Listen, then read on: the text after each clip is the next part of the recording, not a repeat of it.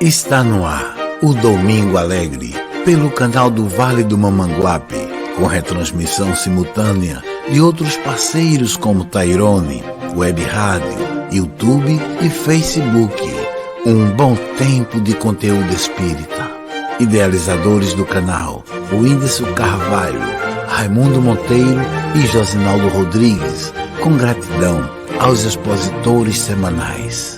Coordenadoria Espírita do Vale do Mamanguape, SEVAM, é um órgão federativo regional instituído pelo Conselho Federativo Estadual da Federação Espírita Paraibana, visando auxiliar o trabalho de administração federativo e unificador. As atividades da SEVAM funcionam como elemento de representação, ligação, entrosamento e intercomunicação entre a administração da Federação Espírita Paraibana e as casas espíritas da região do Vale, cabendo-lhe inclusive, quando for o caso, apresentar novas casas espíritas para adesão à Federação Espírita Paraibana. Como forma de descentralização administrativa e visando conferir maior eficácia na atuação junto às casas espíritas de sua jurisdição, como sendo Mamanguape, Rio Tinto, Itapororoca, Jacaraú, Mataraca e Serra da Raiz, Paraíba. O Espiritismo é um conjunto de leis morais e Jesus é o modelo e guia.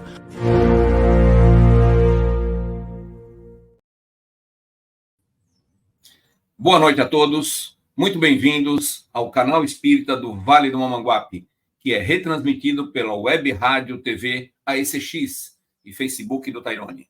Hoje em nossos estúdios teremos a presença de Whindersson Carvalho. Whindersson, boa noite. Boa noite, Arnaldo. Boa noite, Raimundo. Boa noite, Patrícia, né?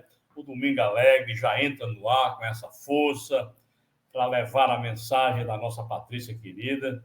E todos nós somos, assim, simpatizantes, né, ao que ela apresenta. Hoje ela vai falar de um tema bem interessante, né? Colaborar com todos, inclusive consigo mesmo. Olha só, isso realmente é um apelo, né, que a gente vai encontrar no Evangelho, porque cada um de nós temos que dar conta de si mesmo, né? A Deus, dos nossos atos, né? Somos convidados ao exercício do amor ao próximo. Então, não justifica a gente dizer que ama a Deus e não amar ao próximo, né? Então, a gente vai ver com Patrícia, logo, logo, ela trazendo para nós essas lições maravilhosas. Boa noite, internautas. Estamos aí com vocês. Muito bom. Raimundo Monteiro, muito bem-vindo. Boa noite, Arnaldo, o Whindersson, a Patrícia, nossa querida Patrícia, né? E também a Liliane, né, que ela está aí por trás dos bastidores, né, coordenando tudo, né? A Patrícia a coordenação aqui, né? Isso. E a Patrícia está trazendo um tema interessante que atinge a vida de todos nós, né? Porque muitas vezes existe conflito, eu não colaborar comigo mesmo primeiro, devo colaborar primeiro com os outros, né? Mas eu vejo que deve haver essa interação entre as duas coisas, né? Tanto consigo mesmo, quanto com os outros, né?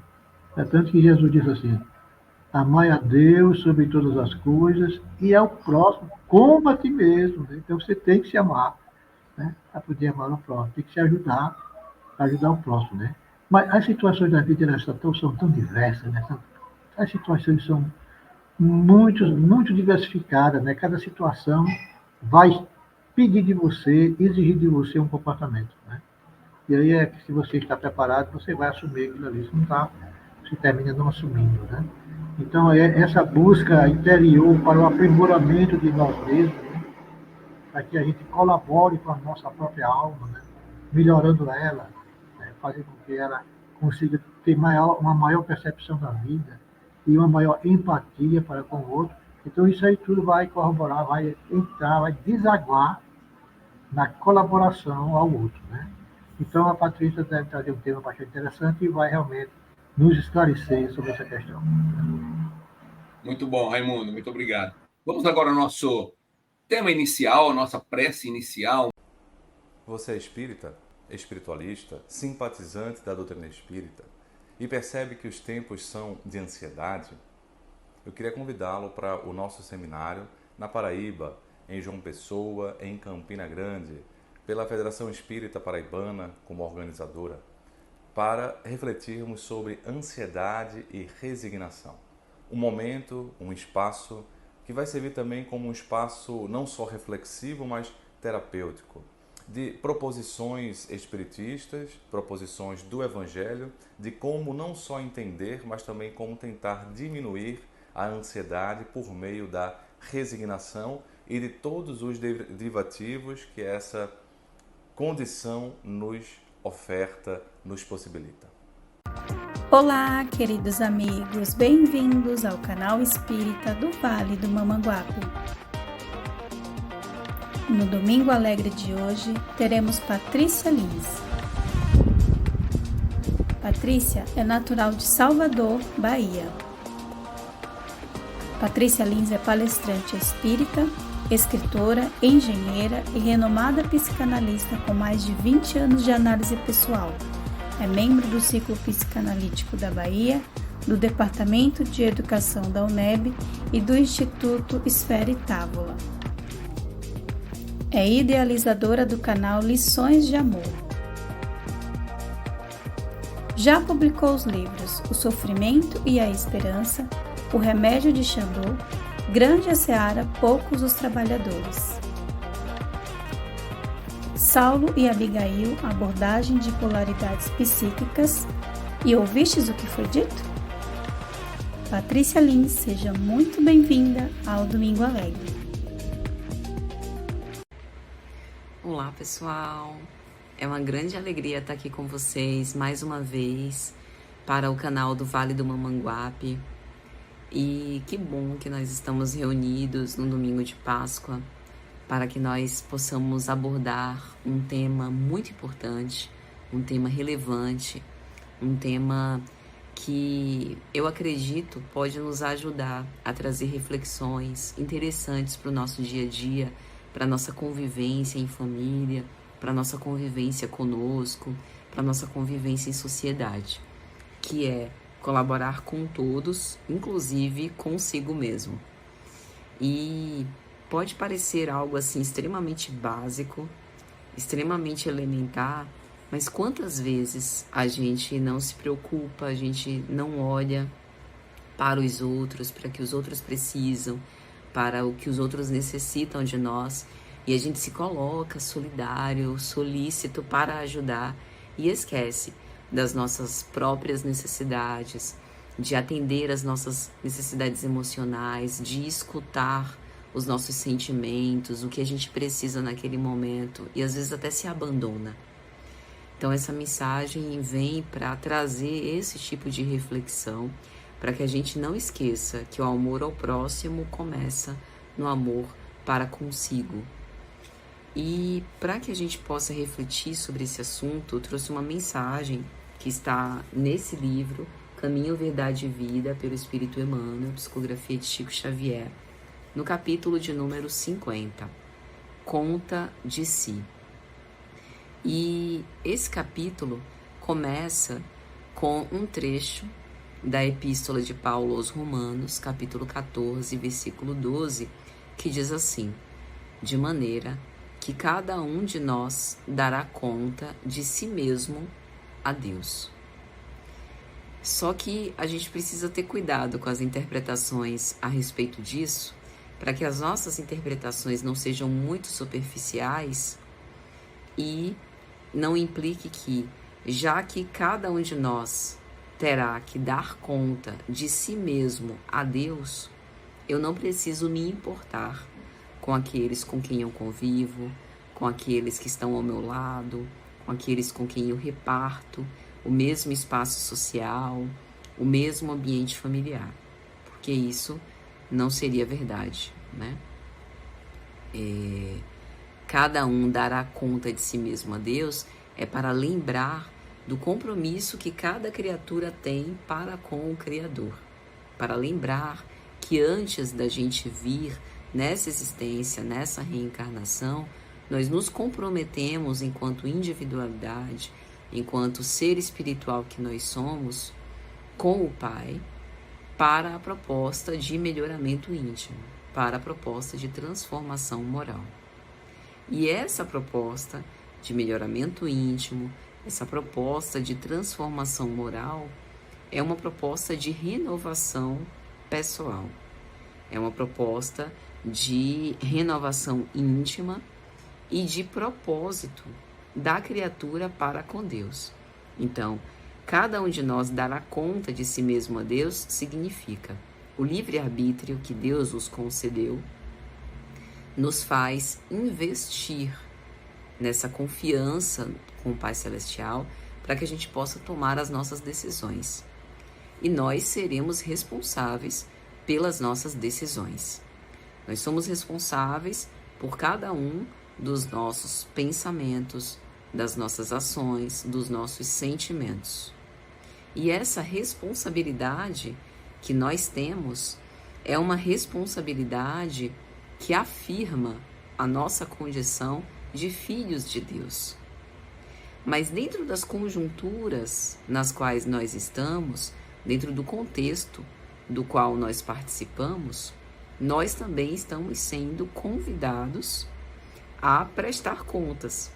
Porque imagine, eu sou Patrícia para comigo, mas eu também sou Patrícia na relação com o outro. E é graças à ética que me anima, a filosofia moral que eu abraço, que eu sou Patrícia. Então, se eu não consigo praticar a tolerância, a indulgência, o perdão, a paciência, considerando minhas naturais limitações e imperfeições na relação com o outro, é contraditório com a filosofia moral que eu abraço.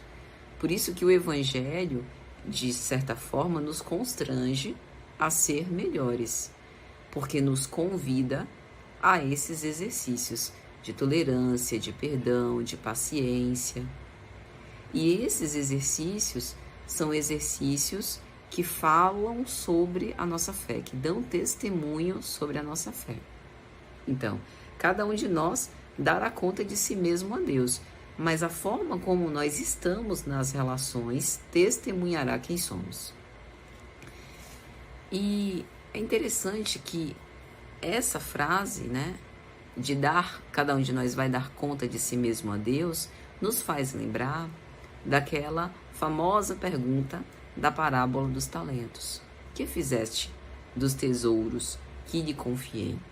Talvez uma pergunta que ressoará na nossa consciência quando nós estivermos desnudos, quando nós estivermos defrontados com a nossa própria consciência, quando nós retornarmos, por exemplo, para o mundo espiritual, quando nós voltarmos para casa. E aí nós estaremos defrontados com a nossa própria consciência, conscientes daquilo que nós fizemos, e essa voz nos proporá essa reflexão. Que tesouros foram esses? Os potenciais que dormem em nós em germe, os potenciais que estão aqui dentro, prontos, ávidos a serem desenvolvidos através das nossas ações com o outro. Então a gente cresce num movimento íntimo de transformação própria na relação com o outro. E por vezes isso pode parecer contraditório, mas a gente vai precisar esquecer os outros para lembrar de nós. Existe uma dúvida muito grande se isso seria egoísmo ou amor próprio. O amor próprio nos leva a nos transformar e nos desenvolver. O egoísmo, não. O egoísmo é um isolamento em torno do próprio eu. Tem uma mensagem de Emmanuel na obra Fonte Viva, a cortina do eu, né? Então é como se o eu fosse essa cortina que nos fechasse. A gente se fechasse em copas e não pode haver desenvolvimento com a supremacia do egoísmo. O egoísmo precisa morrer para que a gente venha a se desenvolver enquanto ser humano, enquanto espírito imortal. Mas o nosso centramento tem que ser em nós. Isso não é egoísmo. Por quê? Porque centrar-se em nós não significa ver apenas a nós mesmos, considerar apenas as nossas necessidades e desconsiderar as necessidades dos outros e não ser empático em relação às necessidades dos outros, né? Centrar-se em si significa eu e somente eu preciso fazer algo por mim que ninguém pode fazer. Eu preciso assumir uma responsabilidade minha que ninguém pode assumir. E às vezes a gente vê as pessoas que transferem as personalidades dos influencers, transferem aos médicos, transferem às autoridades psicanalistas, psicólogos, psiquiatras, a responsabilidade pela cura. As pessoas que transferem aos seus familiares o fardo da malquerença, do mal-estar de conviver, às vezes de uma postura agressiva, de uma postura ríspida. É uma transferência de responsabilidade de cura própria, que ninguém, por mais que nos ame, possa fazer por nós. Jesus esteve entre nós e eu posso afirmar, sem medo de errar, ninguém amou mais a criatura humana do que Jesus. Ninguém ama mais a criatura humana do que Jesus. Um espírito puro que vestiu o corpo, né, de um carpinteiro comum para estar conosco, conviver conosco, nos perdoar no cotidiano, na vida comum. Nosso irmão querido, nosso irmão mais velho, profundamente sábio, profundamente amoroso, que nos amou. Então ninguém que conviveu com a criatura humana amou mais a criatura humana do que Jesus. Tenho certeza disso. Com todos os meus equívocos, as minhas dificuldades de compreensão, disso eu tenho certeza. Tem uma coisa que eu tenho certeza, é disso. E nem Jesus, com toda a sua potência, com toda a sua beleza, com toda a sua sabedoria, pôde fazer por nós o que nós precisamos fazer por nós. A transformação. Porque essa transformação é íntima. Veja que Jesus não poupou convites, Jesus não poupou estímulos, não poupou investimentos de confiança e fé. Jesus crê no ser humano e na potencialidade do ser humano. Ele creu nessa potencialidade dos 12 que ele escolheu como esse celeiro, né? Como essa grande experiência, digamos assim, da humanidade ali em célula. Só que o processo de transformação é íntimo. Cada um de nós precisamos realizar, como os apóstolos fizeram. Então, por vezes a gente vai precisar lembrar que o centro da nossa vida é nós, o que não significa que estamos enceguecidos para o que nos ocorre em derredor, a fim de que não sejamos negligentes em relação às responsabilidades que nós precisamos assumir, para que nós continuemos a trabalhar com Jesus e para Jesus. Então vamos à mensagem. É razoável, diz Emmanuel, que o homem se consagre à solução de todos os problemas alusivos à esfera que o rodeia no mundo. Entretanto, é necessário saiba a espécie de contas que prestará ao Supremo Senhor ao termo das obrigações que lhe foram cometidas. Vou só fazer um pequeno adendo pessoal. A primeira vez que eu li essa mensagem, eu estava passando por uma situação pessoal de ter, assim, o amor da minha vida, né, ao meu lado, imerso em preocupações, inquietações e ansiedades. E eu, ansiosa, preocupada e inquieta, igual ou mais, porque queria resolver aquele problema para livrar esse meu grande amor daquele peso. Então, quando a gente lê esse primeiro parágrafo de Emmanuel, a sensação que eu tive, né, quando eu li pela primeira vez, foi de um mentor, né, espiritual, foi de um espírito bem preparado, né, iluminado, que chega no meu ombro e bate assim, ó, ô criatura, eu sei que você tá querendo abraçar o mundo e dar conta de resolver o que você sabe que você não dá conta e que não é da sua alçada e que você não consegue, mas eu tô entendendo a sua presunção, tô entendendo o quanto que você quer abraçar e resolver, né? Porque você quer resolver tudo, né? Mas deixa eu te lembrar uma coisa, na paz, na boa, conselho de amigo. Não se esqueça de que você não veio para isso, de que você veio com a responsabilidade de dar conta de si. Isso não significa, como a gente fez o adendo, né, no início, que é para você tergiversar e dar de ombros. Também não quero saber de ninguém, só vou dar conta de mim. Porque você vem dentro de um contexto, de uma conjuntura bem especial. Mas a prioridade, aquilo assim que ninguém pode dar conta, que é você que tem que dar conta, que você que tem que responder, são os encargos pessoais do espírito imortal que você é. Então, ao termo das obrigações que você assumiu, você vai ter que responder por isso, certo? Beleza. Já cumpriu? Tá em andamento, né? O processo tá adiantado, porque se não tiver, você tá inquieto em querer resolver os problemas do mundo, por que mesmo? Se você não fez nem o dever de casa primeiro. Então, pelo menos a mim, soou esse tom, né? Um tom compassivo, um tom compreensivo, entendo, alma querida. Que você tá preocupada, que você ama muito a pessoa, mas você é uma pessoa e a outra pessoa é outra pessoa e são duas pessoas e vamos dando andamento às necessidades e às demandas das pessoas. Mas não se perca. E aí, seguindo na mensagem, Emmanuel diz: inquieta-se a maioria das criaturas com o destino dos outros, descuidadas de si mesmas.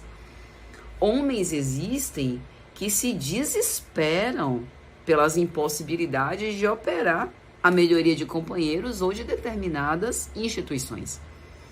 Eu estou dando essa entonação, eu não sei se vocês estão achando patético ou engraçado. Eu espero que vocês estejam entendendo a minha entonação, porque é a entonação com que eu ouvi, né, quando eu li. Porque Emmanuel tem essa forma cirúrgica de falar a verdade, sem rodeios, de uma forma direta. Inquieta-se a maioria das criaturas com o destino dos outros, descuidadas de si mesmas. Só isso a gente poderia falar aqui sobre maledicência, sobre a sincera, autêntica vontade de ajudar, a piedade, o compadecer-se, o consternar-se, se colocar no lugar da outra pessoa, né? Ter empatia. Mas também um generalizado descompromisso com as próprias responsabilidades. Porque eu preciso assegurar que eu estou dando conta de mim primeiro. Ou assegurar que eu vou dar conta de mim para também dar conta de ajudar os outros, né? Colaborar com todos, inclusive consigo mesmo. E o desespero de querer operar a melhoria dos outros. Quantos de nós não nos colocamos nessa situação do eu sei o que é melhor para você e eu acho que o melhor para você tem que ser feito dessa forma e tem que ser feito agora, senão não dá mais tempo, e é questão de vida ou morte, tem uma urgência absurda e às vezes nem tem essa urgência absurda, né? Então, operar essa melhoria depende de muitas coisas, principalmente de um comprometimento íntimo, de um pendor próprio, de um desejo, né? De um querer da própria pessoa. E aí Emmanuel continua: todavia, a quem pertencerão de fato os acervos patrimoniais do mundo? A resposta é clara, porque os senhores mais poderosos desprender-se-ão da economia planetária, entregando-a a novos operários de Deus para o serviço da evolução infinita. Ou seja, criatura, se você ainda não parou para pensar e refletir, eu vou te dar a senha, como dizem os jovens. Tudo provém de Deus. Você já observou? Os recursos, ainda que nós estejamos considerando o ponto de vista material, passam de mãos em mãos dentro das conjunturas materiais humanas, porque hoje eu, milionária, né, se Deus quiser que um anjo passe por aqui e diga amém, amanhã pobre, né, na mais absoluta escassez, porque o recurso não é meu.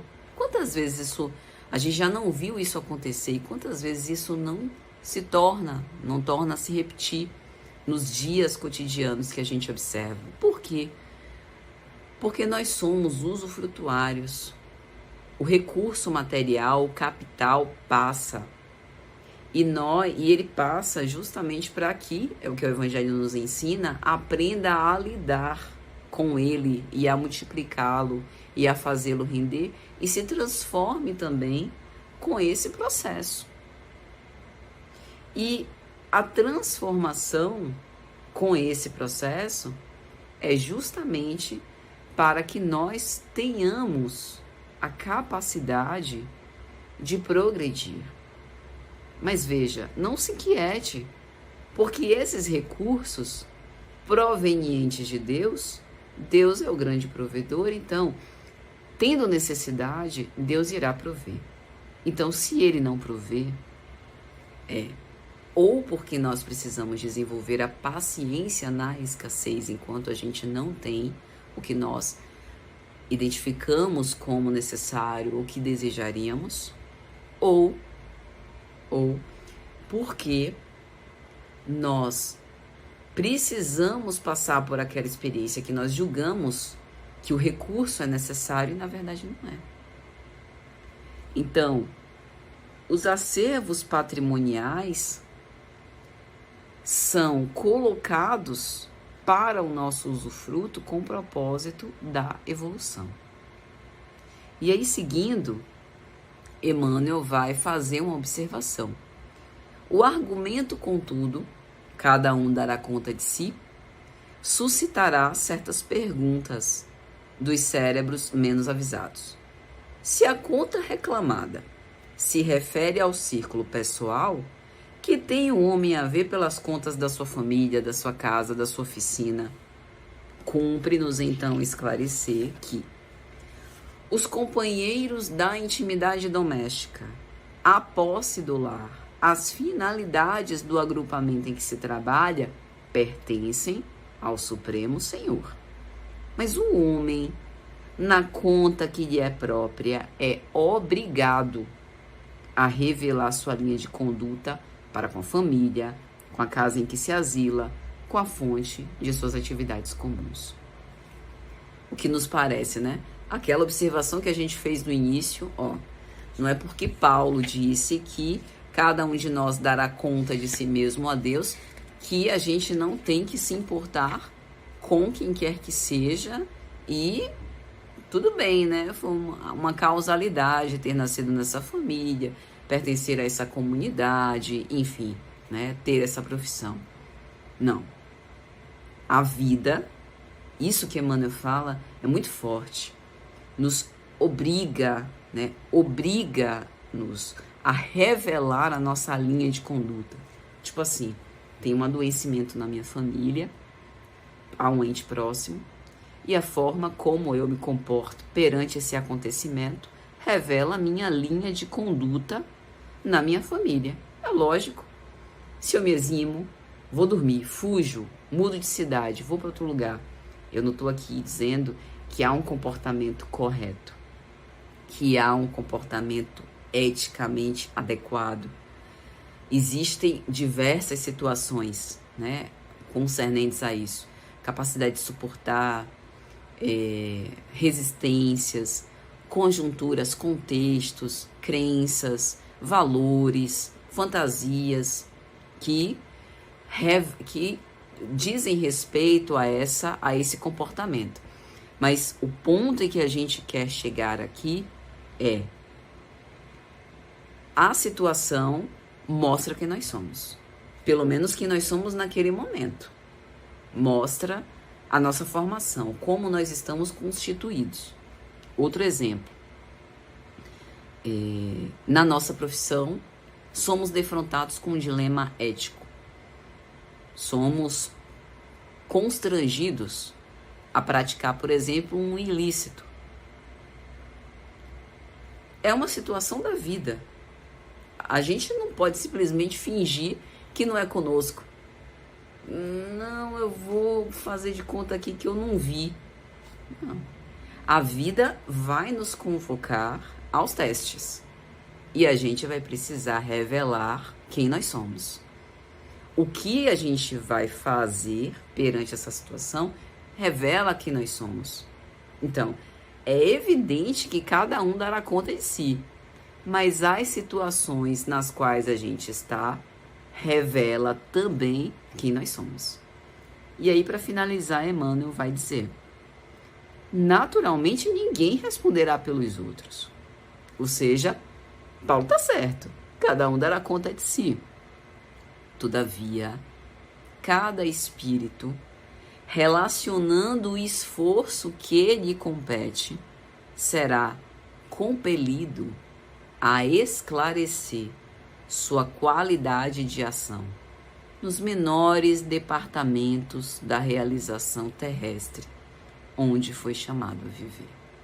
Ou seja, cada um dará conta de si, mas a forma como nós reagimos e nos comportamos mostra a qualidade de quem nós somos.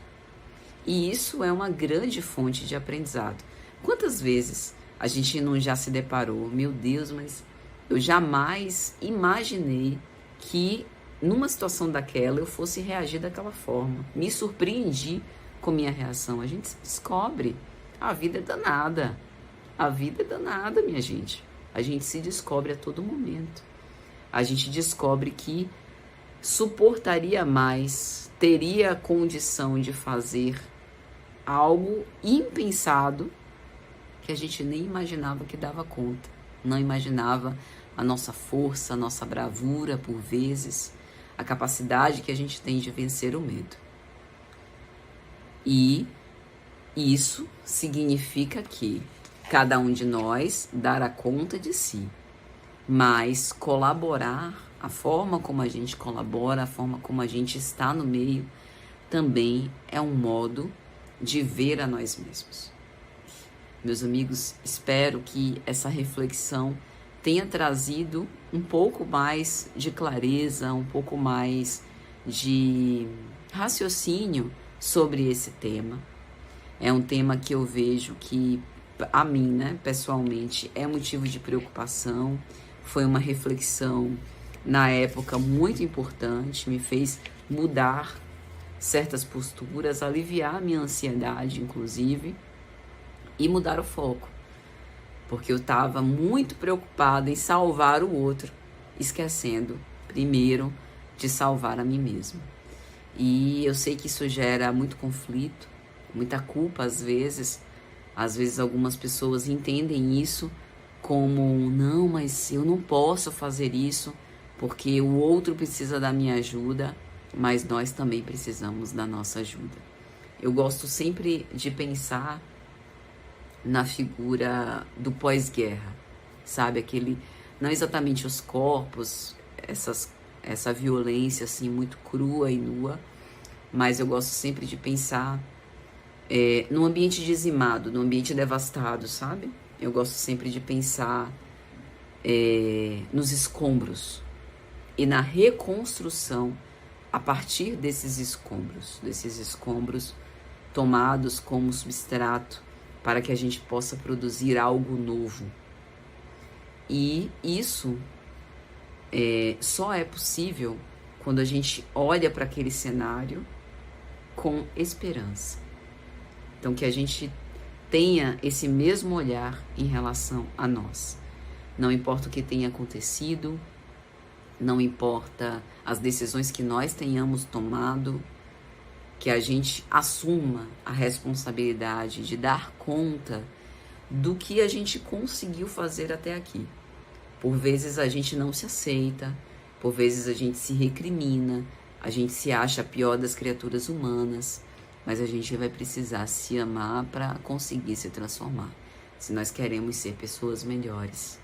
Se olhar e se acolher com mais carinho, com a mesma avidez que a gente tem para ajudar o outro, que a gente também possa se ajudar. Então espero que tenha de alguma sorte auxiliado nesse sentido. Muito obrigada pela paciência, por me ouvirem e um grande abraço, queridos amigos. Muito bem, muito obrigado, Patrícia, pela sua participação. É sempre muito bom tê-la aqui no nosso canal. Whindersson Carvalho, por favor, as nossas considerações finais. Olha, realmente a Patrícia sempre surpreende, né? Ela traz sempre temas palpitantes. E a gente percebe aí a importância de nós fazermos uma reflexão, de nos colocarmos realmente no lugar do outro. Não podemos apenas pensar em nós, a gente só cresce pensando no outro, né?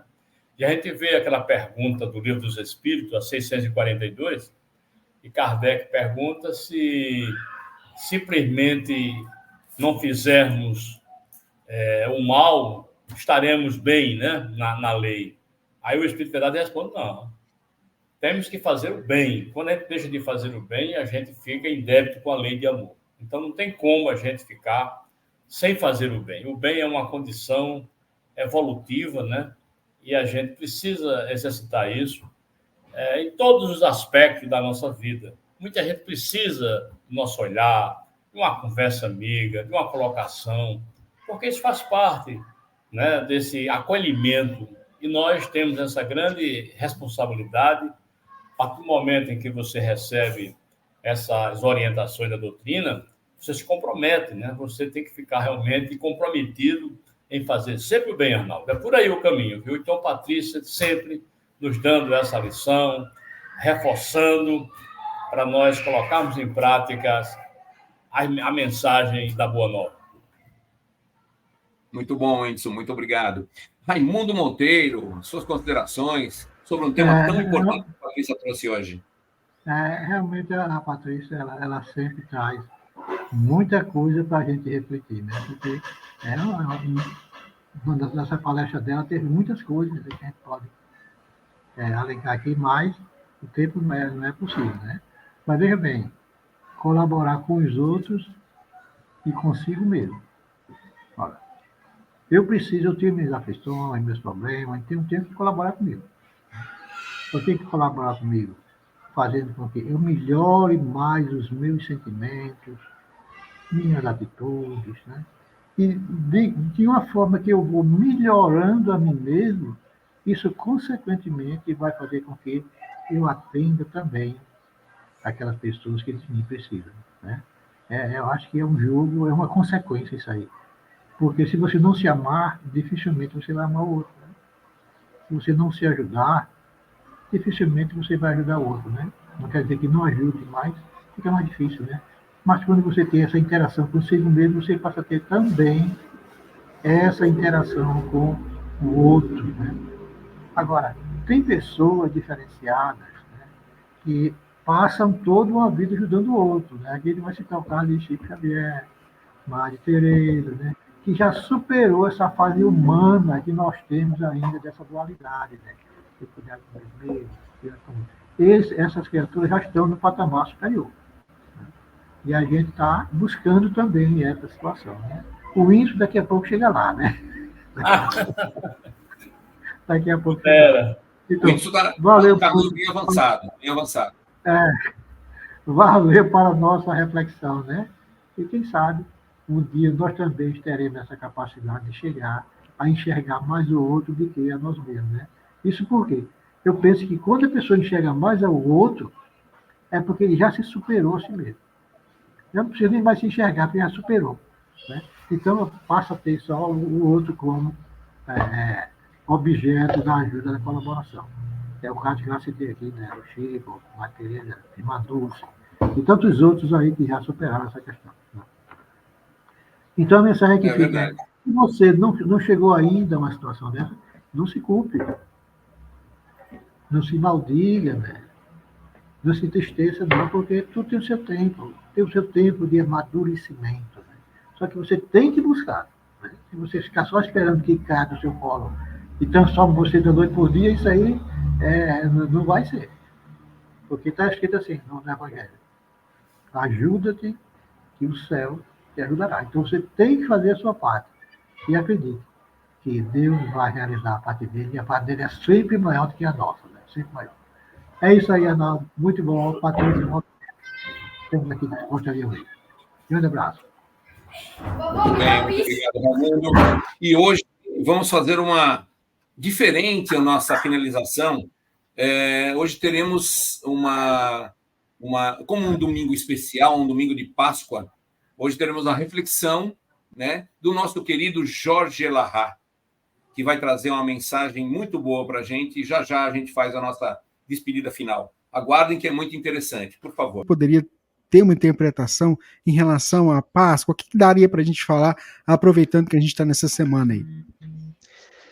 Na verdade, a Páscoa ela é uma festividade judaica, chamada de Pessah. No ambiente judaico é Pessah, que representa a saída do povo do Egito. Ela vai marcar, dentro da história do povo hebreu, o momento em que Moisés retira o povo do Egito de volta para a Palestina. Aquela história da abertura do Mar Vermelho, tudo aquilo que está contido ali no livro do Êxodos é que dá sentido à festividade da Páscoa. E depois, o mundo cristão trouxe a Páscoa para dentro das suas verdades cristãs, porque a desencarnação de Jesus aconteceu na Páscoa. Ele estava indo para uma festa judaica, ele estava indo para a Pessah, e quando estava em Jerusalém foi quando se deu sua prisão, sua crucificação e sua ressurreição. Então, a cristandade traz essa festa judaica para dentro do ambiente cristão.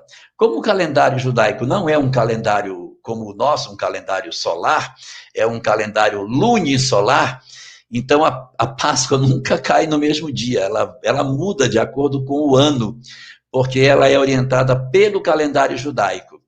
E ela vai cair sempre na primeira lua cheia depois do solstício de verão. O solstício de verão é dia 21 de março. Você calcula a primeira lua cheia depois, é aí que é a Páscoa. E, de maneira mais prática, no calendário judaico, é no dia 14 de Nissan. O mês de Nissan é exatamente o mês em que ocorre a Pessah. E aí, a festa da cristandade e dentro do judaísmo são as celebrações desse tipo. Um celebrando a saída do Egito, outro celebrando o momento da chamada paixão do Cristo. E o espiritismo, o que é que tem a ver com essas duas histórias? A doutrina espírita ela não tem muita vinculação com isso do ponto de vista doutrinário. A gente pode fazer uma releitura do ponto de vista simbólico, mas não do ponto de vista literal.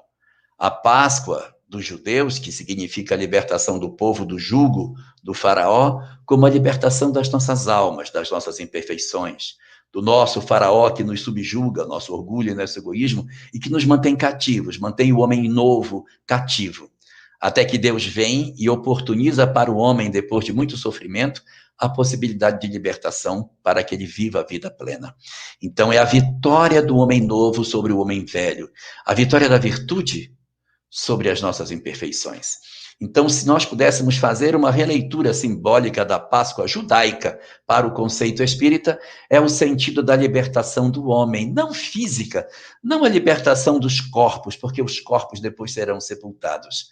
A grande libertação que nós temos que buscar é a libertação das almas, tal como Jesus fez com Maria de Magdala. Ele não libertou seu corpo. Todos eles eram sujeitos ao Império Romano. O imperador tinha poder de vida e morte sobre todos. Estavam todos sob seu comando. Jesus não libertou Maria de Magdala do jugo do imperador, mas ele libertou a sua alma. e não seu corpo. Esse é o sentido que a gente pode dar da interpretação da Páscoa judaica para os nossos dias. Aquilo que aconteceu lá atrás, representando hoje esse nosso esforço de transformarmos os nossos corações e nos libertarmos disso. E a Páscoa cristã? Como é que a gente traz essa Páscoa cristã para os nossos dias, em termos de espiritismo? Os cristãos têm muito uma conceituação de que a Páscoa é importante, a crucificação é importante, porque Jesus teria morrido na cruz para nos salvar, porque seu sangue nos lavou do pecado. Como se a morte de Jesus na cruz fosse a paga para que nós fôssemos hoje espíritos libertos. Isso realmente aparece em algumas passagens das cartas de Paulo. Mas o Espiritismo não enxerga dessa forma, porque o gênero da morte de Jesus, no entendimento do Espiritismo, não interfere na nossa condição espiritual. Tivesse Jesus desencarnado na cruz ou não, tivesse ele tido outro tipo de desencarne, isso não modificaria a condição que a gente teve. Não é a morte do Cristo, no entendimento da mensagem espírita, que dá grandiosidade para ele. O Espiritismo não entende que o Cristo ter morrido na cruz é o significado da libertação do homem. Sem nenhum demérito para o processo de dor que ele ultrapassou, ele não foi o único crucificado na história. Houve pessoas crucificadas antes, depois dele e até junto com ele. Então, a crucificação não foi uma pena arbitrada para Jesus. Ela era uma pena típica do Império Romano para determinados crimes, como aquele que ele foi apontado, que era o crime de sedição, o crime de querer tomar o poder, que ele foi apresentado como um crime político. Então, o Espiritismo não se preocupa com essa questão da morte de Jesus, porque para a doutrina espírita, não foi a morte dele que nos salvou. O que nos salvou, se a gente pode assim dizer, não foi sua morte, foi sua vida. Não foi aquilo que ele fez na cruz, mas aquilo que ele fez antes da crucificação. Seus ensinos, suas verdades, suas palavras, a maneira dele viver, é isso que importa. A cruz deixou alguns exemplos, mas não que aquele sangue derramado na cruz tenha um sentido real para cada um de nós. Agora, quando a gente fala de salvação, as pessoas, então quer dizer que Jesus nos salvou? Do ponto de vista que o cristianismo enxerga, não é exatamente assim. A doutrina espírita entende que Jesus nos salvou no nosso futuro. Ele salvou o nosso amanhã, porque o nosso passado já está escrito. Nós já temos uma história construída. Então, na visão do cristianismo clássico, o Cristo apaga os pecados do homem para trás. O Espiritismo diz não. Ele nos ajuda a não pecar para frente, porque de posse dos ensinamentos que ele tem, ele vai então oportunizar que a gente não erre, não odeie, não se vingue, não tenha comportamentos que colidam com a sua doutrina. E o que eu fiz lá atrás? Bem, o que eu fiz lá atrás eu vou tentar resolver, sendo que o amor cobre a multidão dos pecados. Aquilo que eu fiz equivocado lá atrás, eu tenho condição de ir resolvendo à medida que eu vou me transformando, porque o objetivo da vida não é punir, é educar o indivíduo. E só para fechar essa discussão, a cristandade tem, na sexta-feira, o seu dia mais importante. Ninguém pode fazer barulho, não se come carne nesse dia, em alguns segmentos cristãos. É um dia de recolhimento, de contrição, porque o Senhor está sendo crucificado, para relembrar essas cenas todas. E o ponto mais alto da chamada Semana Santa acaba sendo a sexta-feira. Para o Espiritismo, o ponto mais alto da paixão do Cristo não é a sexta. É o domingo de manhã. Porque é no começo da manhã de um domingo, em um jardim, que ele vai coroar todos os ensinamentos que ele trouxe. Ele falou demais de vida eterna. Ele falou demais de vida após a morte. Ele falou demais de um existir depois desse nosso momento aqui. Imagine a emoção dos judeus quando pela primeira vez viram alguém voltar do sepulcro para dizer que a morte não existe.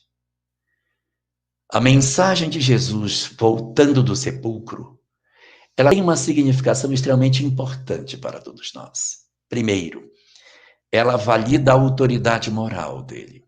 Ela confere às suas palavras veracidade. 2, ela retira todos os temores dos discípulos, porque os discípulos descobrem que a morte não existe. É por isso que, a partir daí, eles se tornam extremamente devotados ao trabalho de divulgação do Evangelho, porque ninguém mais pode roubar deles a vida.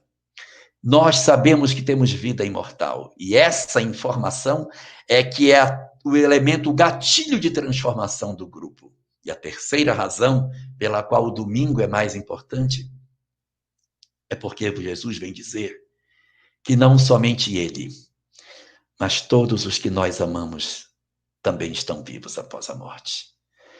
A mensagem vem para Maria também, para saber que o filho tão amado não havia desaparecido. Assim como as mães que nos assistem e que por algum motivo tiveram a amarga experiência da desencarnação em família, saberem que seus filhos amados vivem.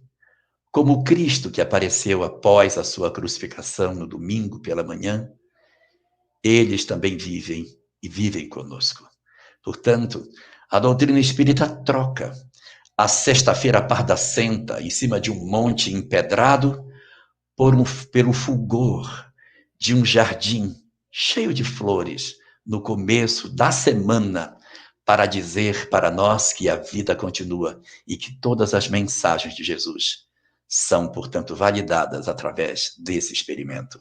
Isso, portanto, traz para nós uma visão completamente diferente sobre o que seja a Páscoa. A Páscoa, para todos os três povos, para o judaísmo, para o cristianismo e para o espiritismo, significa sempre a mesma coisa: vida. Para os judeus, vida liberta do ponto de vista física, que para o espiritismo, vida liberta do ponto de vista espiritual. Para os cristãos, vida no sentido de que Jesus nos concedeu a vida. E nós relemos Jesus na Páscoa dizendo vida, porque ele, ao trazer a informação da vida após a morte, nos trouxe vida, vida em abundância, por sermos seres imortais a caminho da perfeição. Pronto, pessoal. Agora já ouvimos o nosso querido Jorge Elahá. Então vamos aos nossos finais, né? Para desejar a vocês todos uma ótima semana, um ótimo final de domingo de Páscoa. Que Deus abençoe a todos. Muito obrigado, Whindersson Carvalho, Raimundo, aquele nosso coração. Raimundo, uma boa noite. E Whindersson, com o seu coração. Um abraço, eu fiquei encantado com esse tripé aí, viu, rapaz? Um tripé fantástico, viu, rapaz? Patrícia. Muito bom.